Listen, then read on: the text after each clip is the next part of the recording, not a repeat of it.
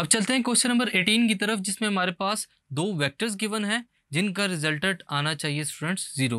तो हम लोग कुछ कंडीशंस को प्रूव करेंगे कि कैसे हमारे पास उन दो वेक्टर्स का जो प्रोडक्ट है वो 0 आ सकता है। Name 3 different conditions that could make A1 cross A2 is equal to 0।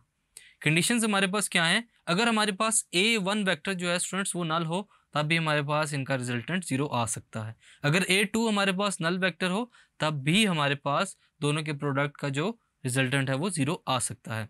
Third condition हमारे पास कि अगर हम लोग वेक्टर प्रोडक्ट को देखें, यानी कि वेक्टर प्रोडक्ट में क्या होता है, A1 cross A2 which is equal to A1 A2 sine theta, साथ हमारे पास n यूनिट वेक्टर डायरेक्शन के लिए। अगर हमारे पास दोनों वेक्टर्स में से दोनों पैरेलल हों या फिर एंटी पैरेलल हों तो उनका जो प्रोडक्ट है स्टूडेंट्स वो 0 हो सकता है। कैसे? अगर वो पैरेलल हों तो इसका मतलब है थीटा की वैल्यू 0 है और साइन 0 हमारे पास 0 होता है, इसीलिए हमारे पास A1 क्रॉस A2 क्या हो जाएगा स्टूडेंट्स, 0। इसी तरह अगर हमारे पास एंटी पैरेलल वेक्टर्स हों स्टूडेंट्स तो इसका मतलब है थीटा की वैल्यू 180 डिग्री है और साइन 180 भी क्या होता है, 0 के इक्वल।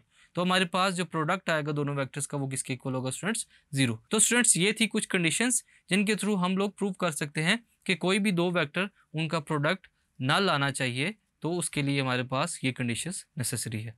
Thank you.